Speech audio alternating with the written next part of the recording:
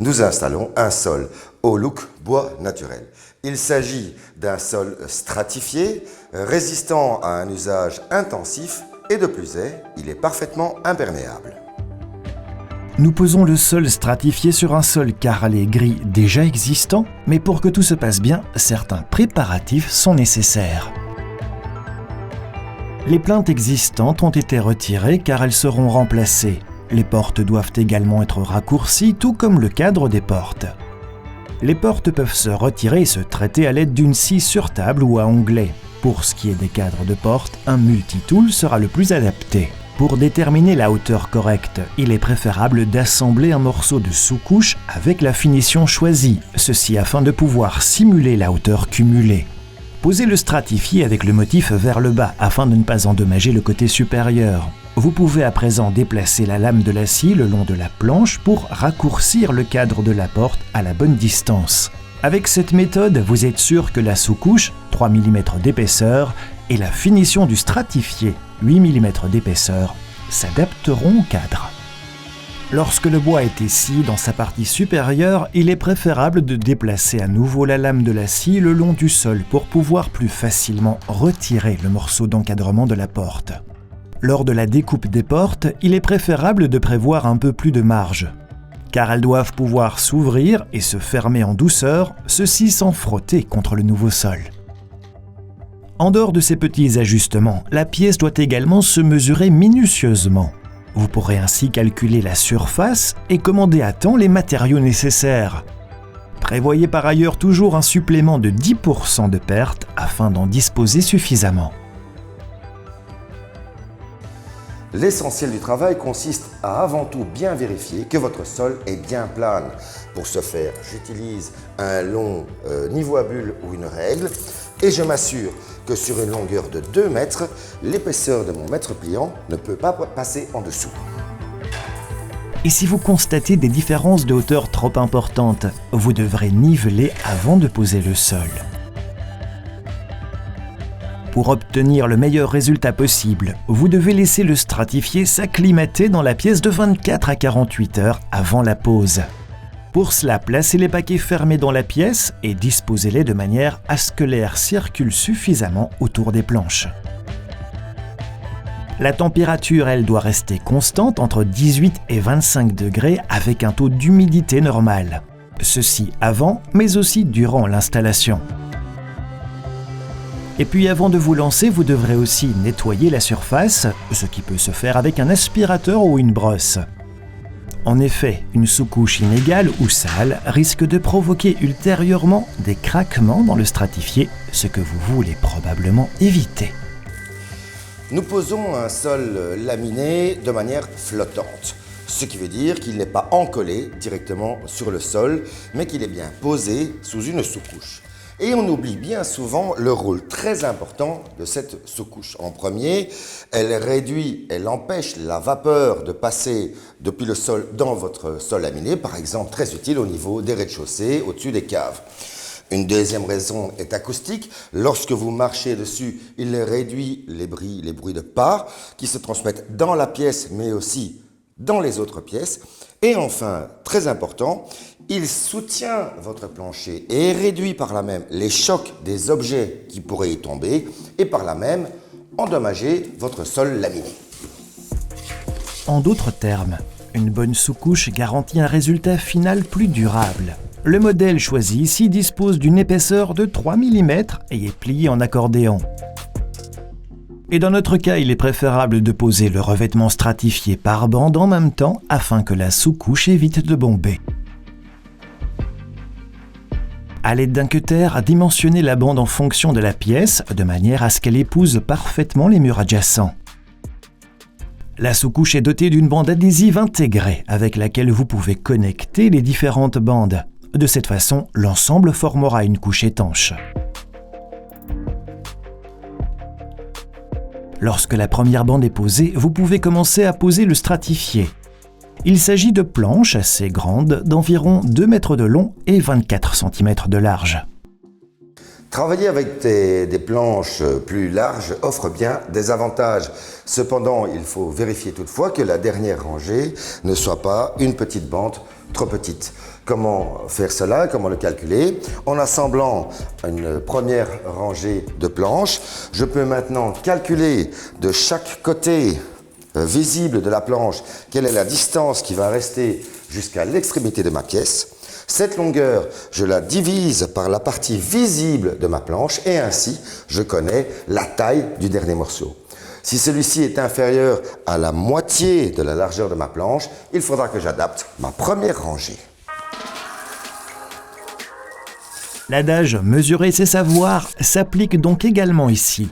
Avant d'effectuer votre calcul, n'oubliez pas de soustraire un jeu de dilatation de 8 mm de la distance avant de la diviser par la largeur de la lame. Cette mesure peut se calculer par la planche elle-même, mais elle est aussi indiquée sur l'emballage. Et si le chiffre après la virgule de votre calcul est supérieur à 5, cela signifie que la largeur de votre dernière rangée sera supérieure à la moitié de la lame. Et s'il est inférieur à 5, alors ce n'est pas le cas et vous devrez ajuster la position. Une fois tout en place, commencez l'installation. Il est préférable de poser les lames dans le sens de la longueur de la pièce et de cette façon, la finition de votre sol paraîtra plus grande. Alternez les lames de différents paquets lors de la pose d'une rangée, ce qui permet d'offrir une nuance plus naturelle à votre sol stratifié. Il suffit de cliquer les planches ensemble pour compléter une rangée. À la fin, vous devrez bien sûr couper un morceau sur mesure. Pour ce faire, posez une lame dans le sens opposé à la rangée déjà posée. Faites-la glisser contre le mur et prévoyez un joint de dilatation de 8 mm en insérant des entretoises entre votre stratifié et le mur. Marquez sur cette section où se termine l'avant-dernière planche. C'est la dimension à laquelle vous devrez raccourcir. En retournant votre lame lors du marquage, le bord de coupe se trouve maintenant du côté du mur et vous pouvez facilement cliquer la dent dans la rainure du panneau adjacent.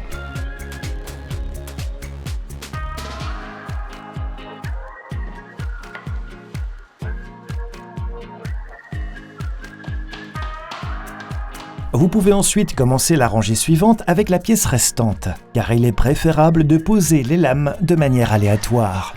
Veillez toujours à conserver un joint de dilatation d'environ 8 mm lors du raccordement au mur, ce qui offre au sol l'espace nécessaire pour se dilater ou se rétrécir, une distance adéquate pour être discrètement recouverte par les plinthes. Pendant que nous travaillons sur ce côté, nous finissons également la finition du sol à l'entrée. Le stratifié peut normalement se glisser sous les cadres de porte découpés au préalable. Pour joliment achever la transition avec le sol de la pièce adjacente, prévoyez un profilé d'extrémité adapté. Mesurez l'entrée de la porte afin de pouvoir réaliser le profilé avec précision avant de l'installer.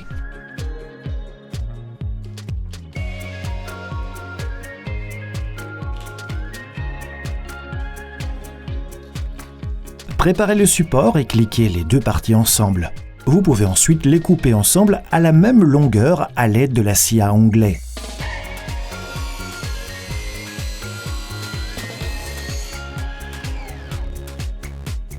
En principe, vous pourriez visser le support dans la surface, bien que dans la plupart des cas, le collage avec un mastic adhésif soit la meilleure option. Collez-le dans votre porte en tenant compte toujours d'un joint de dilatation entre votre support et le stratifié. Ensuite, vous pouvez le cliquer dans le profilé de finition. Laissez-le toutefois suffisamment sécher avant de marcher dessus. Une fois que la première bande de sous-couche est recouverte des lames de stratifié, vous pouvez commencer à poser la suivante. La bande adhésive est intégrée à la sous-couche. Il faut donc en tenir compte lors du positionnement de la deuxième bande. Assurez-vous qu'elle s'adapte bien à la première, puis retirez le film de la bande adhésive afin de pouvoir la coller proprement sur la bande de sous-couche adjacente. De cette façon, les deux rangées sont connectées. Et comme la bande adhésive en aluminium est également imperméable, vous créez une sous-couche entièrement étanche pour votre sol.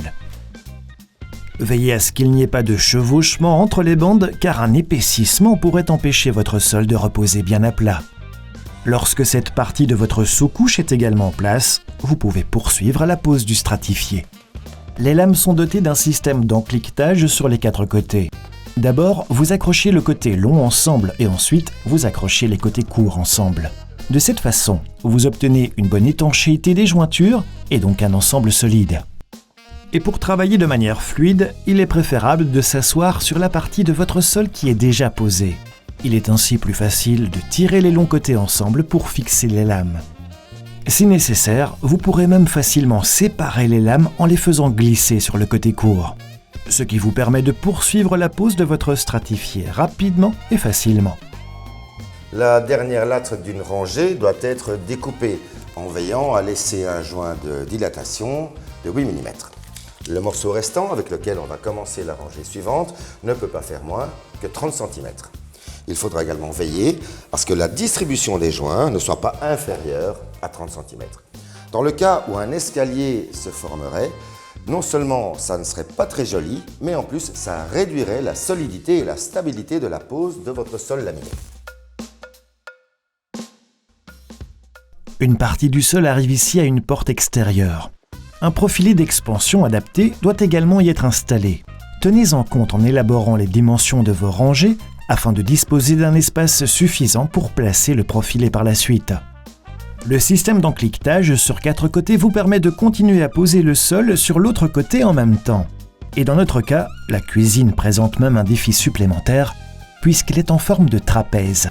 Afin de couper les lames à un angle correct, il est conseillé d'utiliser une fausse équerre ajustable. Avec elle, vous pourrez facilement tracer la ligne de votre pièce ou d'un élément fixe, comme ici les armoires de cuisine.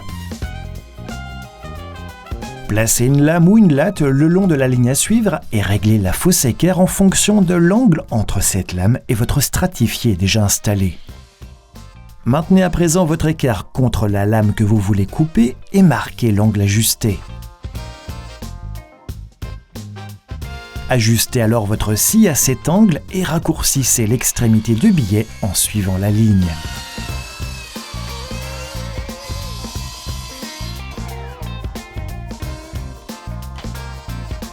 Si vous posez maintenant le stratifié en place, vous verrez que la ligne est bien parallèle à l'objet. De cette façon, vous pouvez ajuster le plancher rangée par rangée pour qu'il s'adapte parfaitement à votre situation.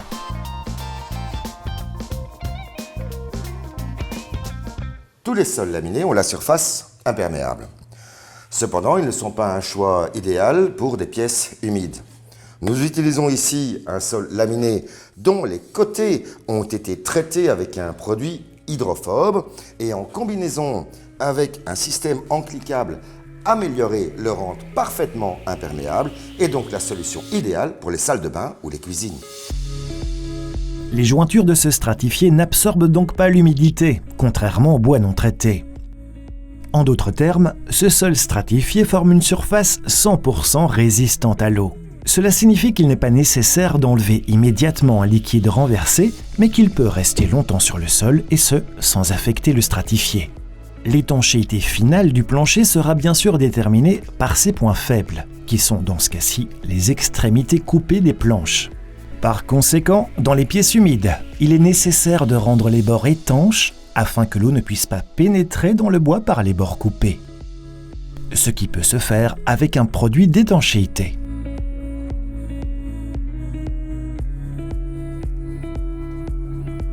Si les jointures sont larges, il est conseillé de les remplir d'abord avec une bande d'étanchéité qui maintient l'élasticité du joint. Et vous pouvez ensuite appliquer une couche de produit d'étanchéité.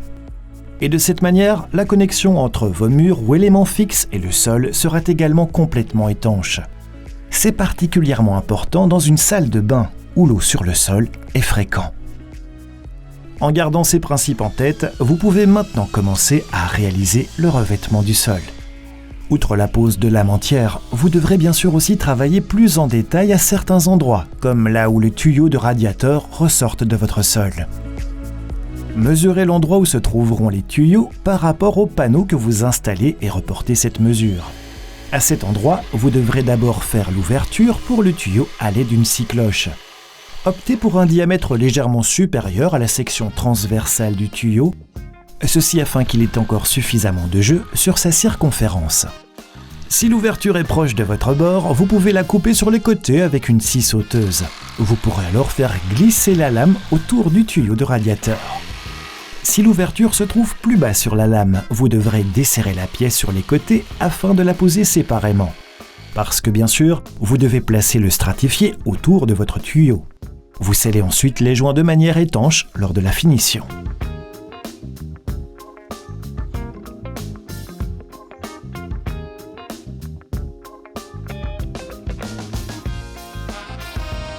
Au niveau de la bordure avec la porte extérieure, vous pouvez installer le profilé une fois que le nouveau sol y a été complètement posé. Le principe sera le même que pour le profilé de transition de la porte intérieure. Dans notre cas, retirez d'abord la sous-couche au niveau du bord afin de pouvoir la fixer directement sur l'ancien sol sous-jacent. Coupez le support et le profilé de dilatation à la bonne taille et collez-les dans la rainure avec du mastic adhésif. Cliquez ensuite la latte de finition sur le rail et laissez sécher. Lors de la pose du stratifié, vous devrez bien sûr ajuster la dernière rangée de stratifié à la bonne largeur. Et il existe une astuce pour cela qui vous permet de marquer facilement la taille appropriée sur vos lames. Disposez une nouvelle rangée de stratifié, positionnez-la exactement perpendiculairement à votre avant-dernière bande. Prenez maintenant un morceau de stratifié ou un bloc de fixation ayant exactement la largeur d'une planche de stratifié plus un joint de dilatation de 8 mm.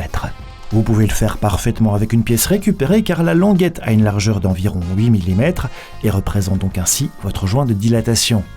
Posez-la contre le mur ou déplacez-la le long du mur et marquez la ligne sur votre bande de lame précédemment placée.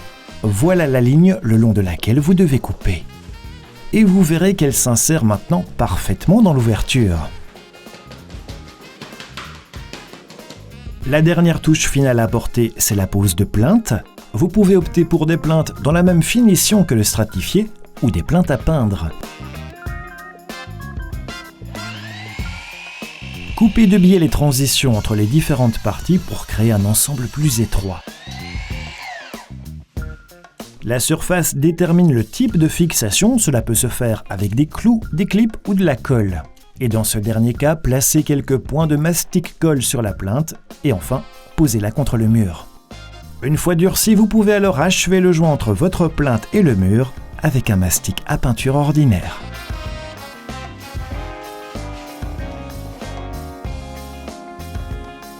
Un sol laminé se traite et se lave de la même manière que n'importe quel sol solide, en le balayant, en l'aspirant, en le lavant avec l'eau et un produit adapté, mais en aucun cas avec du détergent car ces produits pourraient endommager le traitement hydrophobe qui a été appliqué sur les côtés, les joints de nos lattes.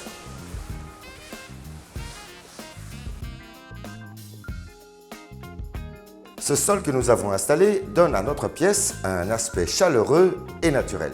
Du fait d'avoir utilisé des planches extra larges, la pose a été plus rapide et cela donne également à notre pièce une dimension plus grande. Ce sol est imperméable, il est également résistant à l'usure, on va donc pouvoir en profiter beaucoup plus longtemps. Si vous souhaitez revoir cet épisode, je vous donne rendez-vous sur le site web dobit.be. Ne manquez pas de vous inscrire à notre magazine en ligne. Et quant à moi, je vous retrouve avec plaisir lors de notre prochain projet.